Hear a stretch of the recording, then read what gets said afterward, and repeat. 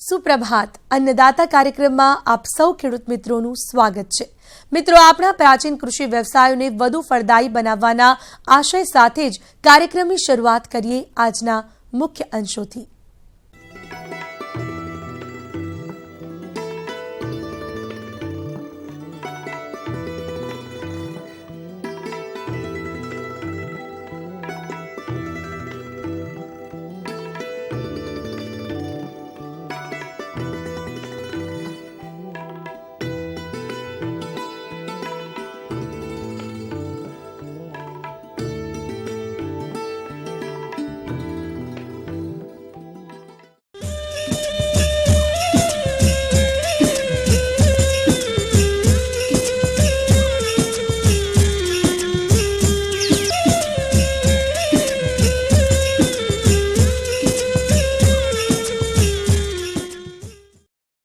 ખેડૂત મિત્રો, જો વૈજ્ઞાનિક પદ્ધતિથી મરઘા પાલન કરવામાં આવે તો ઓછા રોકાણમાં વધુ ઉત્પાદન મેળવી શકાય છે।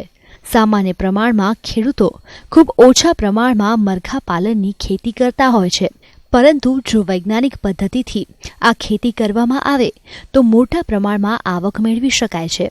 મરઘા પાલનમાં મરઘીઓને 18 કલાક પ્રકાશ આપવો પડે છે। સાથે જ જો કોઈ રોગ જોવા મળે તો પશુ ડોક્ટરની સલાહ પ્રમાણે દવા આપવાની રહે છે। 19,000નું મરઘા ફાર્મ એ દિવસમાં 18,000 ઈંડાનું ઉત્પાદન આપી શકે છે। મારું નામ લાખા જાફર ઇસ્માઇલ, ગામ જડકાર, તાલુકો માળિયાહાટીના, જિલ્લો જુનાગઢ। આ મારું મુર્ગા પ્લાન છે।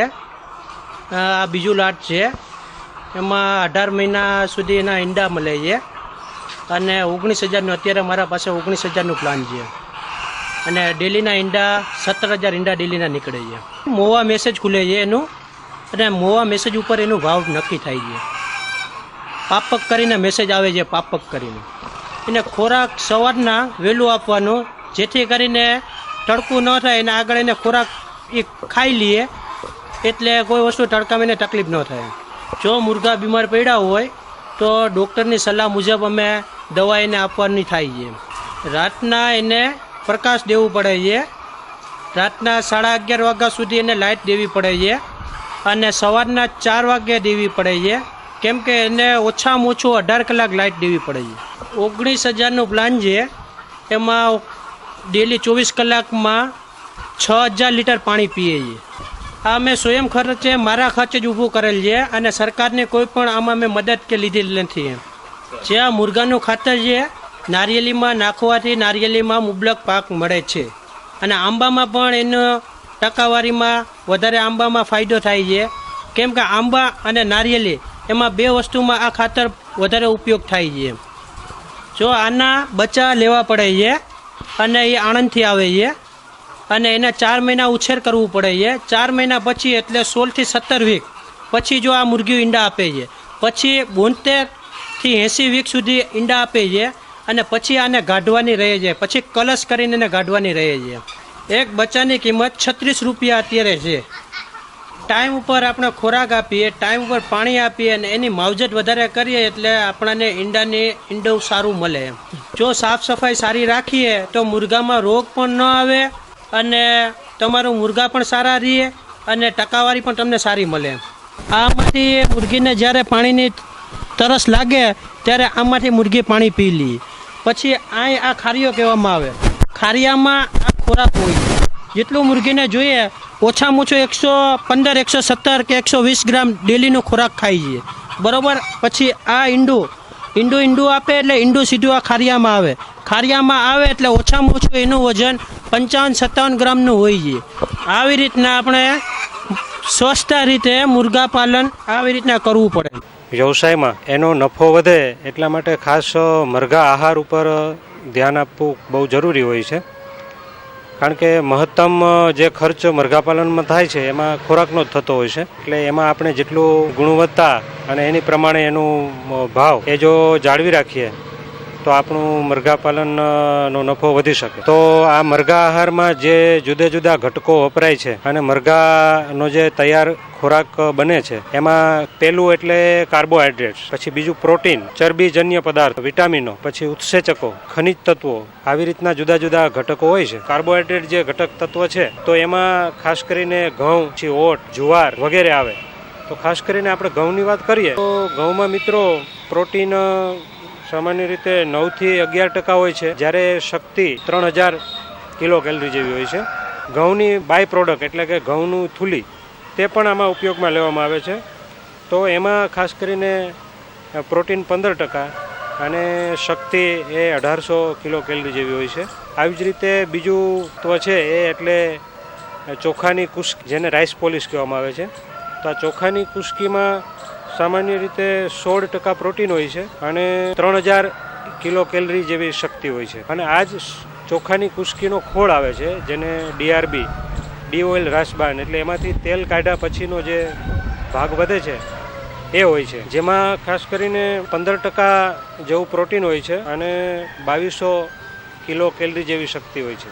તો આ વાત થઈ કાર્બોહાઈડ્રેટ ધરાવતા પદાર્થોની. એવી રીતે પ્રોટીન માટે જે ખાસ કરીને ઉપયોગી, તો મકાઈમાં ખાસ કરીને પ્રોટીન જોઈએ તો 14થી 15% જેવું હોય છે અને 2800 કિલોથી 3000 કિલો કેલરી જેવી શક્તિ હોય. તો પ્રોટીન ધરાવતા ઘટક તત્વોમાં ખાસ કરીને આવે તો મગફળીનો ખોળ. તો મગફળીના ખોળમાં સામાન્ય રીતે 45% જેવું પ્રોટીન હોય છે. પછી સોયાબીનનો ખોળ, તો સોયાબીનના ખોળમાં 40થી 50% જેવું પ્રોટીન હોય છે. એવી જ રીતે પ્રાણીજન્ય પ્રોટીન જે વપરાય છે એમાં ખાસ કરીને માછલીનો ભૂકો એટલે ફિશ મિલ અને માંસ અને હાડકાનો ભૂકો એટલે મીટબોન મિલ એ ખાસ કરીને વપરાતો હોય છે, જેમાંથી આપણને જે આવશ્યક amino acid, essential amino acid મળે છે. માછલીના ભૂકામાં 40થી 50% જેવું પ્રોટીન હોય છે, જ્યારે મીટબોન મિલ એટલે કે હાડકા માંસના ભૂકામાં 45થી 50 જેવું પ્રોટીન ધરાવે છે. કરીને વિટામિન્સમાં જોઈએ તો એક ચરબીમાં દ્રાવ્ય એવા વિટામિન જોઈએ તો A, D, E, K વગેરે, અને પાણી દ્રાવ્ય વિટામિન જોઈએ તો વિટામિન B કોમ્પ્લેક્સ અને એ સિવાય વિટામિન C. તો આ પાણી દ્રાવ્ય વિટામિનો છે. આ પણ મરઘા આહારમાં ઉમેરવામાં આવે છે. આ ઉપરાંત ઉત્સેચકો પણ ઉમેરવામાં આવે છે, જે શરીરની ચયાપચયની ક્રિયામાં મહત્વનો ભાગ ભજવે છે. તે સિવાય મરઘા આહારમાં ખાસ કરીને અમુક દવાઓ પણ ઉમેરવામાં આવે છે, જેવી કે કોક્સિડિયોસ્ટેટ, જે મરઘામાં સામાન્યપણે વધુ પ્રમાણમાં કોક્સિડિયાનો રોગ જોવા મળતો હોય છે, એટલે અગાઉથી જ એમાં કોક્સિડિયોસ્ટેટ નામની દવા ઉમેરી દેવામાં આવે છે. એ જ રીતે ઘણીવાર મરઘા આહારમાં જો ભેજમાં એ રાખ્યો હોય અને ફૂગ લાગી જાય તો આફ્લાટોક્સિન નામનો રોગ થવાનો સંભવ હોય છે. એટલે એને રોકવા માટે ટોક્સિન બાઇન્ડર નામનું દવા પણ ઉમેરવામાં આવે છે. તો આવી રીતના જુદા જુદા વધારાના ઘટકો પણ મરઘા આહારમાં ઉમેરવામાં આવે છે. તો હવે આપણે મરઘા આહાર કેવા પ્રકારનો હોય છે એના વિશે જરા વાત લઈએ. તો મરઘા આહાર મરઘાની ઉંમર પ્રમાણે એ જુદા જુદા પ્રકારનો બનાવવામાં આવે છે. ખાસ કરીને એમાં જે પ્રોટીનનું પ્રમાણ હોય છે એ પ્રોટીનના પ્રમાણના આધારે એનું વર્ગીકરણ કરવામાં આવે. તો જ્યારે નાનું બચ્ચું હોય 4 અઠવાડિયા સુધીનું, તો એને જે ખોરાક આપવામાં આવે એને ચિકમેશ કહેવામાં આવે છે. ખાસ કરીને લેયર પ્રકારના પક્ષી હોય એના માટે, અને બ્રોઇલર પ્રકારના પક્ષી હોય તો એને સ્ટાર્ટર કહેવામાં આવે છે. સામાન્ય રીતે એમાં 22% પ્રોટીન ચિકમેશમાં હોવું જરૂરી છે, જ્યારે સ્ટાર્ટરમાં 22થી 24% પ્રોટીન હોવું જરૂરી છે. ત્યાર પછીનું સ્ટેજ છે ખાસ કરીને બ્રોઇલર પક્ષીઓમાં તો 5થી 8 અઠવાડિયાનું, એને 5થી 8 અઠવાડિયા દરમિયાન જે ખોરાક આપવામાં આવે એને ફિનિશર મેશ કહે છે. એમાં ખાસ કરીને પ્રોટીનનું પ્રમાણ હોય છે 19%. ત્યાર પછીનું ઉછેરનું સ્ટેજ આવે એટલે કે ગ્રોવર એટલે ઉછેર, તો એ 8 અઠવાડિયાથી 20 અઠવાડિયા સુધીનું સ્ટેજ છે. આ દરમિયાન એને ગ્રોવર ખોરાક આપવા, ખાસ કરીને પ્રોટીનનું પ્રમાણ હોય છે 18%. ત્યાર પછી લેયર મેશ આપવામાં આવે, એટલે કે ઈંડા આપતી મરઘી હોય, અને ઈંડા આપતી મરઘીમાં લેયર મેશમાં ખાસ કરીને પ્રોટીનનું 19% પ્રમાણ હોય છે. તો આ રીતે મિત્રો આપણે આ જુદા જુદા પ્રકારના જે ખોરાક મરઘા માટે બનાવવામાં આવે છે એની કેટલીક વાતો લીધી. મને આશા છે કે આ વાતો દ્વારા તમને કાંઈ નવી માહિતી મળી હશે. હવે આગળ વધીએ અને જોઈએ કાર્યક્રમનો આગળનો ભાગ.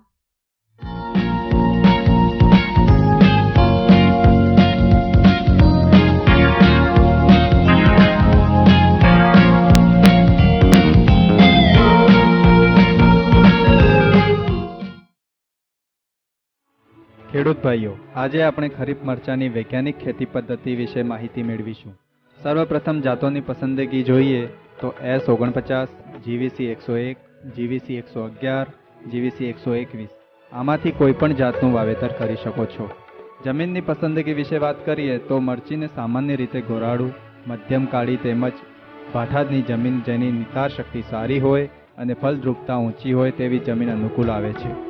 ધરુવાડિયું બનાવ્યા અંગે વાત કરીએ તો જમીનજન્ય રોગોને પાકમાં આવતા અટકાવવા માટે તે જમીનને 100 ગજના પ્લાસ્ટિકથી ઢાંકી 15 દિવસ રહેવા દઈ પછી એમાં ધરુવાડિયું બનાવ્યાથી જમીનજન્ય રોગો, જમીનમાં રહેલ ફૂગ, ક્રોમી, કીટકોના કોસેટા, નીંદણના બીજ અને જીવજંતુઓનો નાશ થાય છે.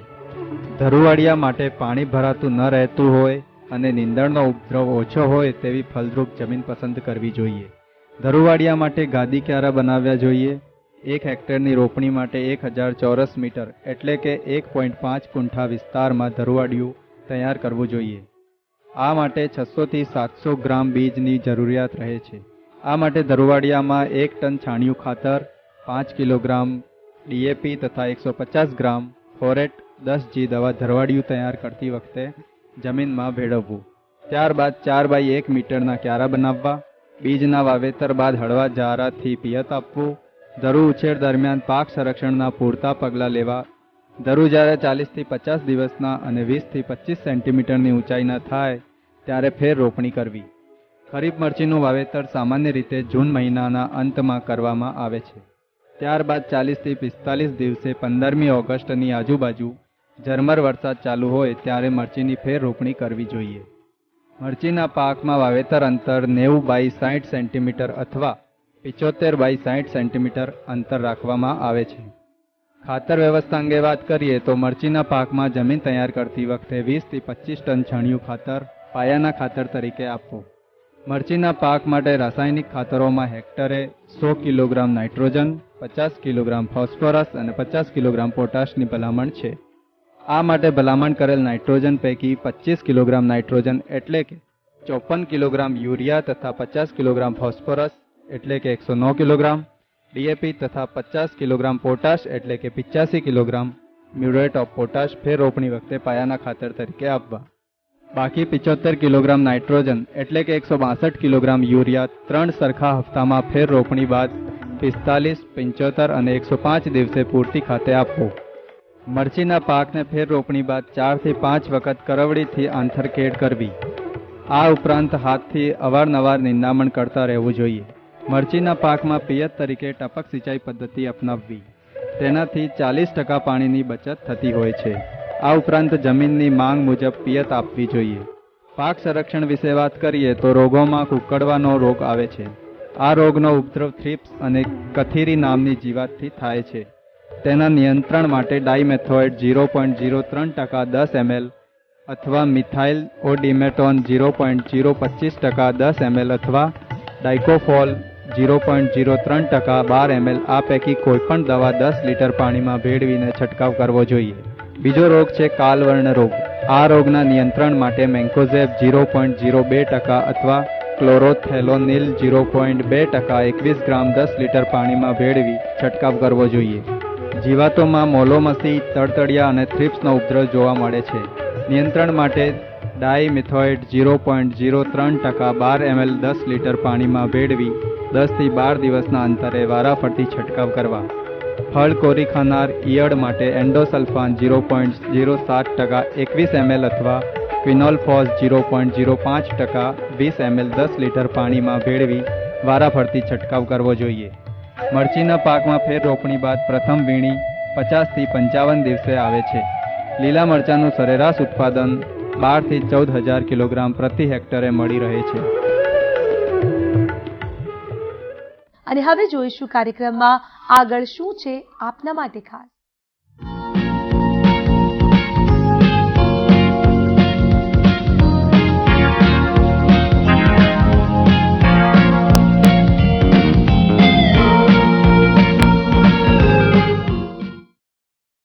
વર્તમાન સમયમાં ખેતી માટેની જમીનમાં ખૂબ મોટો ઘટાડો થતો જાય છે. ત્યારે આપણે આજે એક એવા પ્રગતિશીલ ખેડૂતની વાત કરીએ છીએ જેમને સફળ ઓર્ગેનિક ધાબા ખેતીમાં ધાર્મિક વાત આપી શાકભાજીનું મબલક ઉત્પાદન મેળવ્યું છે. મેં 2008ની અંદર મરચી ઉપર પ્રયોગ કરેલા.